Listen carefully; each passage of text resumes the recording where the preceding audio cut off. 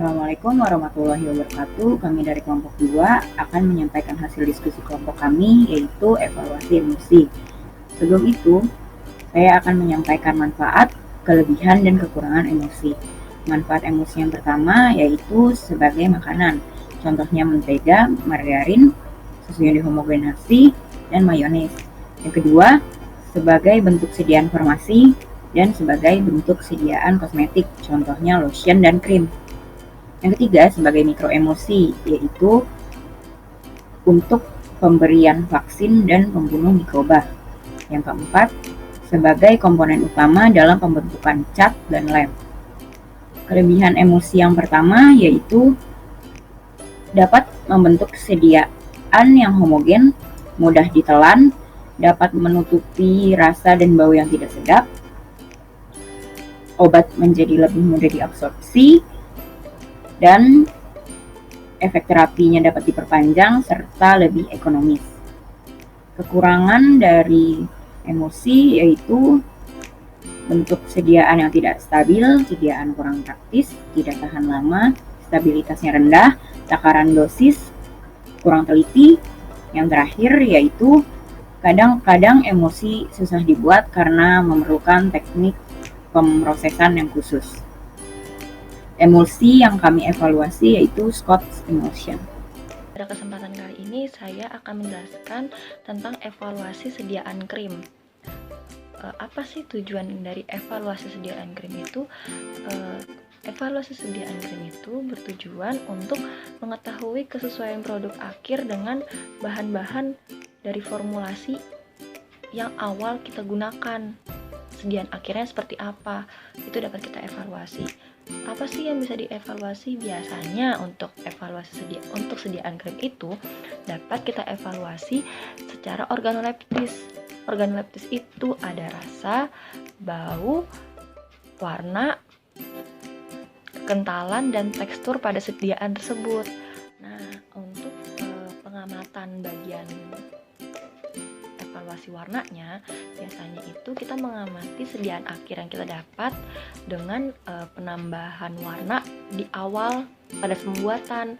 Tepatkah warnanya ataukah warnanya malah berbeda, aneh. Dan pada sediaan krim dan pada sediaan emosi itu biasanya warna yang didapat itu warna putih susu atau putih tulang.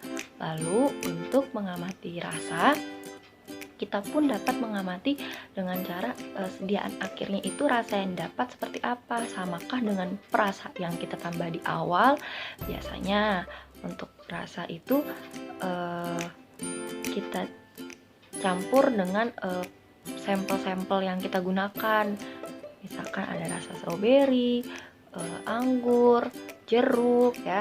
Lalu untuk yang bau, itu bisa juga kita lihat sediaan akhirnya jadi bau apa emosi tersebut. Nah, biasanya untuk emosi yang bagus itu baunya tidak tengik. Lalu terakhir ada di konsistensinya itu pasti kental dan teksturnya pasti lembut. Emulsi merupakan sediaan yang mengandung dua zat yang tidak tercampur, yaitu air dan minyak, di mana cairan yang satu terdispersi menjadi butir-butir kecil dalam cairan yang lain.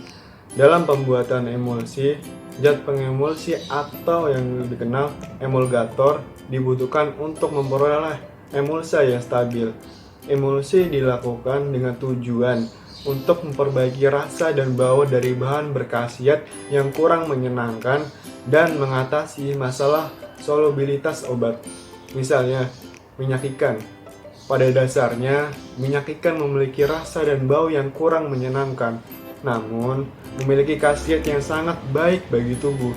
Dengan pertimbangan ini, maka dilakukanlah formulasi minyak dalam air seperti Scott Emulsion. Pada evaluasi emulsi ini, kami lakukan untuk mengetahui kestabilan dari Scott Emulsion. Berikut evaluasi yang sudah kami lakukan.